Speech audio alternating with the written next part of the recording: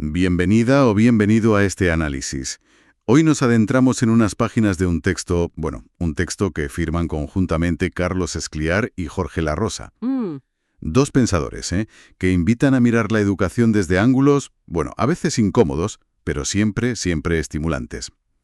Y el foco hoy está en dos conceptos que, la verdad, resuenan con fuerza: la experiencia y la alteridad. Dos conceptos potentes, ¿sí? Partimos de unos extractos concretos, las páginas 61 a 71 de su obra, y nuestra tarea aquí, nuestra misión, es intentar captar qué quieren decir realmente cuando hablan de experiencia. Ajá. Porque, parece que se refieren a algo más profundo que el simple hecho de vivir cosas o acumular. Sí, conocimientos no, exacto. Es que ahí... Eso es. ¿Conocimientos? Y sobre todo, cómo se entrelaza esa idea con la de alteridad.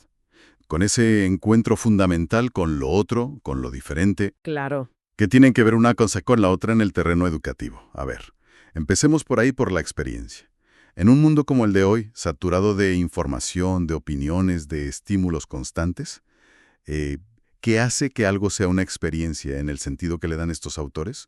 ¿Cómo la distinguen de todo ese ruido, de toda esa avalancha? Pues mira, es una distinción que para ellos es fundamental. Y quizá es el punto de partida de toda su reflexión en estas páginas que comentamos. Argumentan que la experiencia no es sinónimo de información, para nada. Vivimos en lo que llaman la sociedad de la información, ¿no? Bombardeados por datos, noticias, opiniones. Constantemente. Sí, pero señalan una paradoja, y es que este exceso de información, lejos de enriquecernos como podríamos pensar, puede estar matando nuestra capacidad de tener experiencias genuinas. ¿Cómo es eso? A ver, suena un poco contraintuitivo, ¿no? Uno pensaría que a más información, pues más posibilidades de experimentar cosas, de saber más. Claro, es la lógica que parece imperar. Pero ellos plantean que la información nos llega a tal velocidad, es tan efímera, que nos atraviesa sin apenas tocarnos. Pasa, pero no nos pasa. Ah, huele. La experiencia, en cambio, es eso que me pasa, como dice La Rosa, citando a Foucault, si no recuerdo mal. Es algo que nos acontece, que nos afecta de verdad, que nos interrumpe y nos transforma de alguna manera. Y eso requiere tiempo, requiere una cierta detención, ¿sabes? Una pausa que la velocidad de la información, impide. Entiendo. O sea, no es acumular datos sobre el mundo, sino que el mundo, de alguna forma, nos toque, nos deje una marca. Exacto. Mencionan también la diferencia con la opinión, ¿verdad? Que eso hoy en día... Sí, y es muy relevante, como dices hoy en día, que todo el mundo opina sobre todo, constantemente. Pero opinar, dicen ellos, no es experimentar. La opinión suele ser una reacción rápida, casi automática, ¿no? Basada en ideas preconcebidas o en lo que se espera que pensemos. La experiencia, por el contrario, necesita una cierta receptividad, una pasividad incluso. Pasividad. Sí, pero ojo, no en el sentido de no hacer nada, sino de estar abierto a ser afectado, a recibir algo que viene de fuera y que quizás no esperábamos. Es una pasividad activa, si quieres verlo así. Vale. Esa idea de pasividad o receptividad choca un poco con la imagen activa del aprendizaje que se suele promover, ¿no? Desde luego. Y hablan de exterioridad. La experiencia siempre viene de fuera. Es algo que nos asalta. Exacto. La Rosa insiste muchísimo en eso. La experiencia no es algo que producimos nosotros desde dentro, no es el resultado de nuestra voluntad o de nuestra acción planificada. Es un acontecimiento, algo que irrumpe desde el exterior y nos saca de nuestra propia órbita, de nuestras certezas, de lo que ya sabemos o controlamos. Por eso dicen que el sujeto de la experiencia es como un territorio de paso, ¿sabes? Alguien que se deja atravesar, que se deja afectar por eso otro que le sale al encuentro. Vale, entiendo. Entonces, la experiencia es eso que nos pasa, que nos transforma, que requiere detenerse y dejarse afectar por algo exterior, algo que interrumpe nuestra rutina. Ujú. Y aquí es donde, claro, parece natural conectar con el otro concepto clave, la alteridad. Si la experiencia viene de fuera, es el encuentro con el otro, con lo diferente, la fuente principal de esa exterioridad. Identidad, entendida como la condición radical de ser otro, y ojo, no simplemente diferente en grado, sino fundamentalmente distinto, irreductible a mis categorías, es para estos autores la condición de posibilidad por excelencia de la experiencia. Es el encuentro con esa diferencia radical lo que tiene el poder de interrumpirnos de verdad, de sacarnos de nosotros mismos. Y Scliar ha trabajado mucho esa idea del otro en la educación, ¿no es así? Pienso en la discapacidad, en las diferencias culturales. Sí, Scliar es un referente clarísimo en pensar la alteridad en contextos educativos. Él subraya cómo el encuentro con el otro, con su singularidad, con aquello que no entendemos o que incluso nos incomoda, Claro. es lo que realmente nos puede poner en cuestión. Nos confronta con nuestros propios límites, con nuestros prejuicios, con esa tentación constante de querer reducirlo todo a lo ya conocido, a lo mismo. Ya. Pero ese encuentro, como decías antes, al hablar de la opinión versus la experiencia, no siempre es fácil, ¿no? Imagino que puede generar rechazo, miedo, intentos de asimilar al otro a la fuerza. Por supuesto, el encuentro con la alteridad genuina es inherentemente inquietante. Nos descoloca, nos mueve el piso, como se diría. Por eso, muchas veces, tendemos a evitarlo o a neutralizarlo. Lo traducimos a nuestro lenguaje, lo etiquetamos, lo convertimos en un objeto de estudio o de intervención. En lugar de dejarnos interpelar, ¿no? Exacto, en lugar de dejarnos interpelar por su presencia.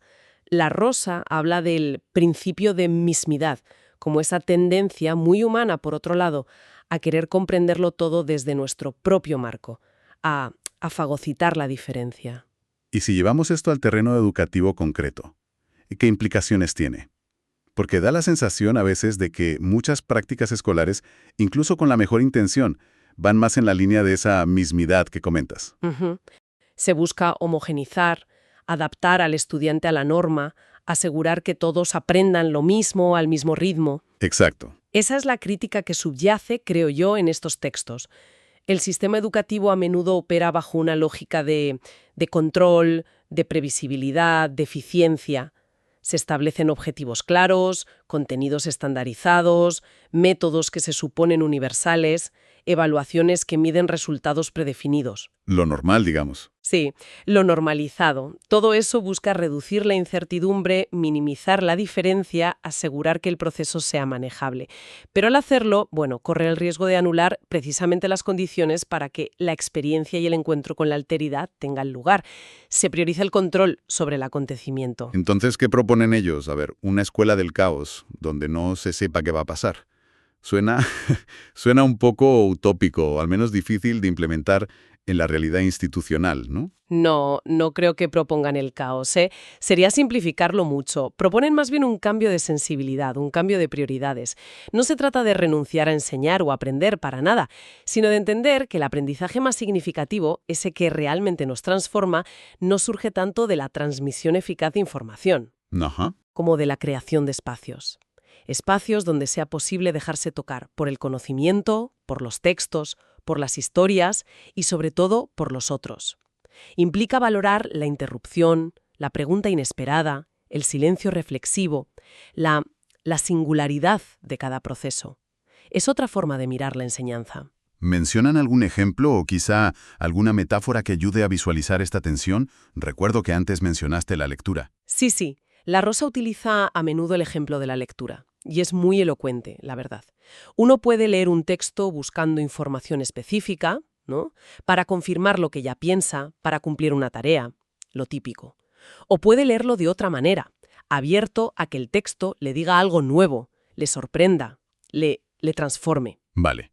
En clave de alteridad, donde uno se expone al lenguaje del otro, a su mundo, sin intentar dominarlo de antemano. Y podríamos pensar igual con una obra de arte, con una conversación difícil, incluso con un problema matemático que nos desafía y nos saca de nuestras casillas. Entendido. Entonces no es solo el contenido en sí, sino la disposición con la que nos acercamos a él y a los demás. La actitud, exacto. La disposición es clave. Y esto nos lleva directamente al papel del educador, claro. Si no se trata solo de transmitir información o gestionar el aprendizaje, ¿cuál es su función desde esta perspectiva? Cambia bastante, ¿no? Cambia radicalmente. Su función se vuelve mucho más compleja y quizás más esencial, más humana. No es tanto un dador de contenidos como un cuidador de las condiciones para que el encuentro y la experiencia puedan florecer. Un cuidador. ¿Y qué significa cuidar esas condiciones? Suena bien, pero en la práctica, Pues quizás signifique saber escuchar más que hablar, saber generar preguntas, preguntas abiertas, más que dar respuestas cerradas. Saber sostener la incertidumbre, que a veces es incómoda, en lugar de apresurarse a dar soluciones. Saber proteger el tiempo y el espacio para la reflexión. Y algo fundamental, saber estar presente de una manera que invite al otro a mostrarse en su alteridad, sin miedo a ser juzgado o normalizado. Es una visión que le quita al docente ese lugar de supuesto saber absoluto, ¿no? Lo hace como más vulnerable, quizás. Absolutamente. Y eso es importante. El educador, desde esta perspectiva, no es alguien que está por encima o al margen de la experiencia y la alteridad. No es inmune. También él o ella está expuesto. También es vulnerable. También tiene que estar dispuesto a ser transformado por el encuentro con los estudiantes, con los saberes, con lo inesperado que acontece en el aula. Reconocer su propio no saber, su propia alteridad, es parte fundamental de esa función de acompañamiento. No es un técnico que aplica un método, sino, alguien que se implica vitalmente en el proceso. Tiene sentido, sí. Es una perspectiva que humaniza mucho la relación pedagógica, la verdad, pero también la hace más exigente, ¿no? Porque no depende solo de técnicas o conocimientos, sino de una forma de ser y de estar en el aula. Exacto. Requiere una ética de la hospitalidad, de la acogida del otro en su diferencia radical, y una disposición personal a dejarse afectar, a aprender junto con los otros. Es un desafío constante, claro, a la tentación de la comodidad, del control, de la repetición de lo mismo de siempre. Bien, hemos desgranado bastante, creo, las ideas de experiencia y alteridad tal como las presentan Scliar y La Rosa en estos fragmentos. Son densas, ¿eh? Sí, lo son. Dan para pensar. Si tuviéramos que sintetizar, que sacar las claves que nos ofrecen para repensar la educación, ¿cuáles serían los puntos? Los puntos irrenunciables. Buena pregunta. Para resumir, yo creo que podríamos destacar 3 ideas centrales que emergen con mucha fuerza de estas páginas. Primero, la necesidad urgente de distinguir la experiencia, entendida como eso singular que nos pasa, nos toca y nos transforma subjetivamente, de la mera acumulación de información, conocimientos técnicos, opiniones superficiales. Vale. Experiencia versus información. Eso es. La educación debería preocuparse más por posibilitar experiencias que por simplemente llenar cabezas de datos. Segundo, el reconocimiento de la alteridad, el encuentro con lo radicalmente otro, sea una persona, un texto, una idea, un acontecimiento, como la condición fundamental necesaria para que la experiencia pueda tener lugar. Sin alteridad no hay experiencia transformadora. Exacto. Sin la interrupción que viene de fuera, sin ese desafío a nuestra mismidad, a nuestro yo, no hay transformación posible, solo hay repetición de lo mismo. Y tercero, como corolario de lo anterior, una crítica profunda, aunque a veces esté más implícita, a los modelos educativos dominantes, esos modelos que están obsesionados con la eficiencia, la homogeneidad, la previsibilidad, el control, y que acaban sofocando las posibilidades de experiencia genuina y de encuentro real con la alteridad.